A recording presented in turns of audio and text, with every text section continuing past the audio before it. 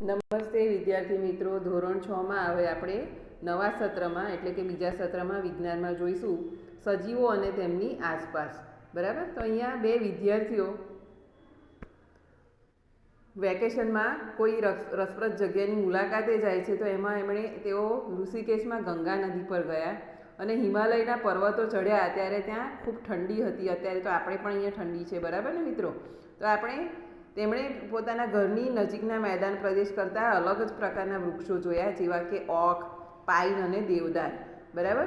અને આવી જ એક બીજી સફર દરમિયાન તેઓ રાજસ્થાન ગયા હતા અને ત્યાં એમણે ગરમ રણમાં ઊંટ સવારી કરી અને છેલ્લે તેઓ જગન્નાથપુરી ગયા અને દરિયા કિનારાની મુલાકાત લીધી.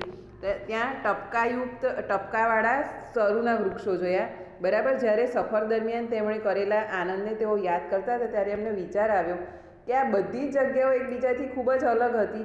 કેટલીક ઠંડી હતી, બરાબર, તો કેટલીક ગરમ જગ્યા હતી, તો કેટલીક સૂકી હતી, કેટલીક ભેજવાળી જગ્યા હતી.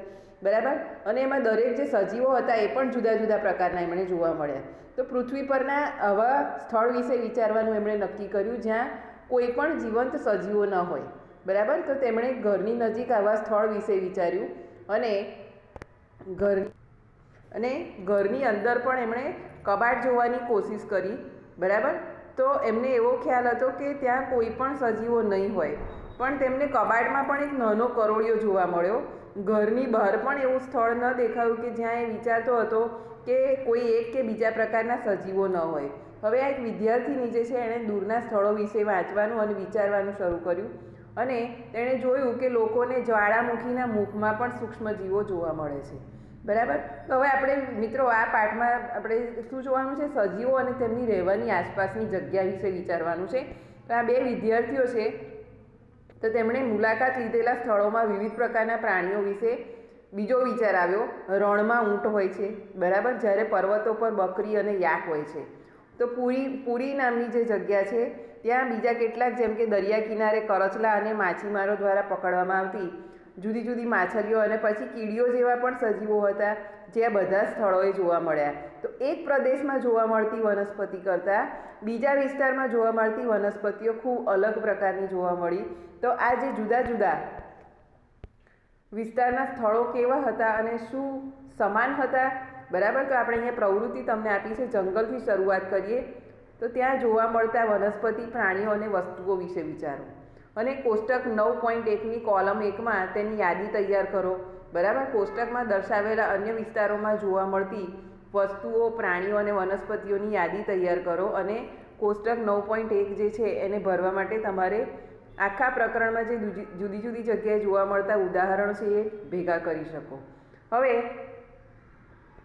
કોષ્ટકની દરેક કોલમમાં નાની મોટી ઘણી વનસ્પતિઓ, પ્રાણીઓ અને વસ્તુઓ સમાવવાનો પ્રયત્ન કરો. તો જે પ્રાણીઓ કે વનસ્પતિ ન હોય તેવી કયા પ્રકારની વસ્તુઓ આપણે મેળવી શકીશું? બરાબર. તો કદાચ વનસ્પતિના ભાગ સમાન સૂકા પાંદડા કે પ્રાણીઓના ભાગ સમાન અસ્થિઓ પણ હોય. તો આપણને વિવિધ પ્રકારની માટી અને કાંકરા પણ મળી શકે.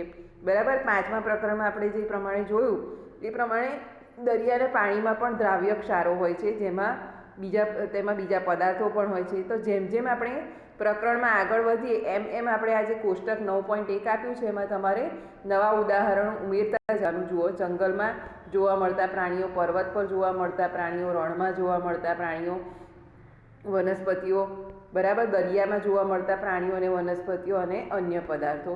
આ બધું તમારે આ કોષ્ટકમાં જેમ જેમ તમે જુઓ એમ તમારે ઉમેરતા જવાનું. બરાબર. તો જેમ જેમ આપણે રસપ્રદ સ્થળોની મુલાકાત લઈશું એમ કોષ્ટક વિશે આપણે વિચારીશું. તો હવે નિવાસસ્થાન અને અનુકૂલન. બરાબર. તો પ્રવૃત્તિ 1માં તમે જે લિસ્ટ બનાવ્યું છે અથવા કોષ્ટક બનાવ્યું છે એમાં પ્રાણીમાં અને વનસ્પતિમાં તમારે નોંધવાનું, તેમાં વિશાળ વિવિધતા જોવાની. બરાબર. તમે રણની કોલમ અને દરિયાની કોલમમાં જુઓ તે તમે શું લખ્યું છે. બરાબર. તો આ બે વિસ્તારમાં આસપાસના સ્થળો કેવા હશે? તો દરિયામાં વનસ્પતિ અને પ્રાણીઓ ક્ષારયુક્ત પાણીથી ઘેરાયેલા હોય છે અને તેમાં મોટાભાગના પાણીમાં ઓગળેલી હવાનો ઉપયોગ કરે છે. જ્યારે રણ જે હોય છે એમાં પાણી ખૂબ જ ઓછું હોય છે. બરાબર. રણમાં દિવસના દિવસે સમયે ખૂબ જ ગરમી હોય છે અને રાત્રે ખૂબ જ ઠંડી હોય છે. તો રણમાં રહેતા પ્રાણીઓ અને વનસ્પતિઓ એ રણની રેતીમાં જીવે છે અને તે જ વિસ્તારમાં તેઓ શ્વાસ લે છે, એટલે કે શ્વાસોશ્વાસ કરે છે. તો દરિયો અને રણ બંને ખૂબ જ જુદા વિસ્તારો છે અને આપણને આ બંને વિસ્તારોમાં ખૂબ જ અલગ પ્રાણીઓ જોવા મળે છે, બરાબર ને. તો આપણે દરિયા અને રણના બે અલગ જ પ્રકારના પ્રાણીઓ ઊંટ અને માછલી વિશે આ પ્રકરણમાં જોવાનું છે. તો ઊંટના શરીરની રચના એ તેને રણની પરિસ્થિતિમાં ટકી રહેવામાં મદદ કરે છે. તો ઊંટમાં એવી શું વિશેષતા હોય છે જે તેને રણમાં ટકી રહેવા માટે મદદ કરે છે? તો પહેલાં ઊંટને લાંબા પગ હોય છે, બરાબર. મિત્રો, તમારે આ પ્રકરણમાં ઊંટને રણમાં રહેવા માટેના અનુકૂલનો કયા છે એ આ તમારે અહીંયા શરૂ થાય છે. તો ઊંટને લાંબા પગ હોય છે, બરાબર.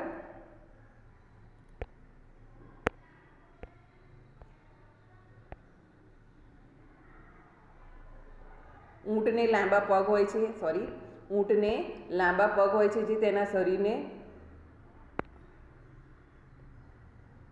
રણની રેતીની ગરમીથી દૂર રાખે છે. આ તમારે અંડરલાઇન કરતા રહેવાનું. બીજું, તે ખૂબ જ ઓછી માત્રામાં મૂત્રનો ત્યાગ કરે છે. તેમનો મળ સૂકો હોય છે અને તેમને પરસેવો થતો નથી, બરાબર. ઊંટ ખૂબ જ ઓછા પ્રમાણમાં મૂત્રનો ત્યાગ કરતા હોવાથી ઊંટ પાણી વગર પણ ઘણા દિવસ સુધી ચાલી શકે છે, બરાબર. આ ઊંટના અનુકૂલનો છે જે તેને રણમાં ટકાવી રાખવા માટે મદદ કરે છે. હવે આપણે વિવિધ પ્રકારની માછલીઓ જોઈએ, મિત્રો.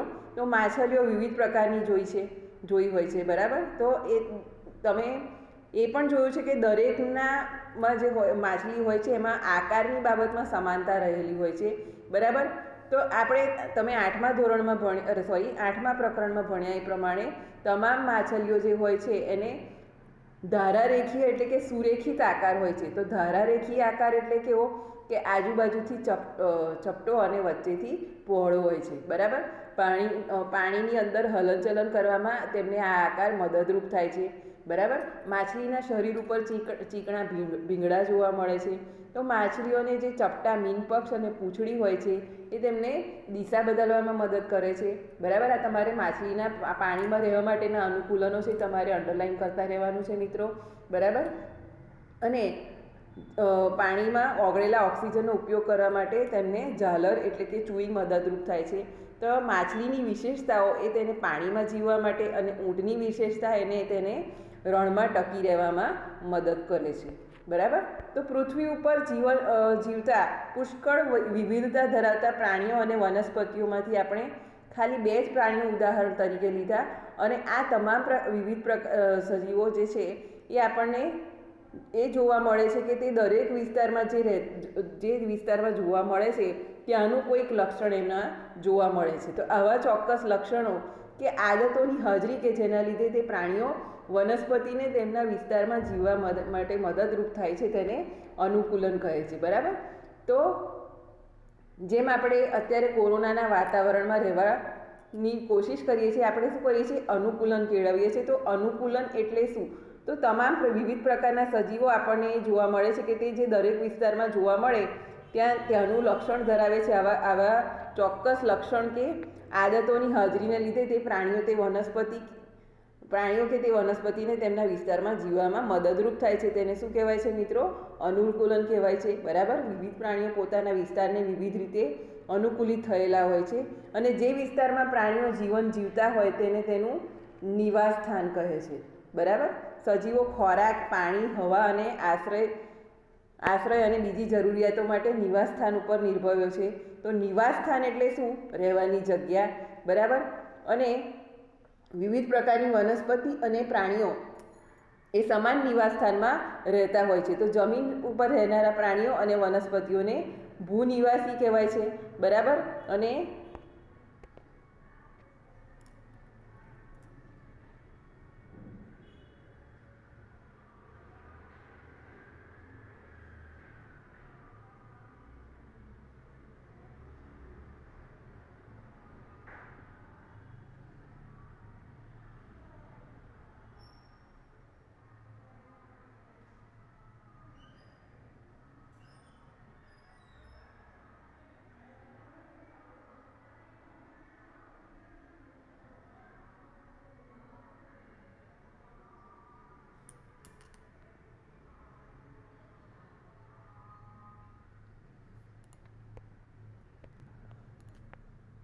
જમીન ઉપર રહેનારા પ્રાણીઓ અને વનસ્પતિઓને ભૂનિવાસી કહેવાય છે, બરાબર. ભૂનિવાસના કેટલાક ઉદાહરણમાં જંગલો, ઘાસના મેદાન, રણ, દરિયાકાંઠો અને પર્વતીય વિસ્તારોનો સમાવેશ થાય છે, બરાબર. અને બીજી બાજુ વનસ્પતિ અને પ્રાણીઓ કે જે પાણીમાં જીવન જીવે છે તેને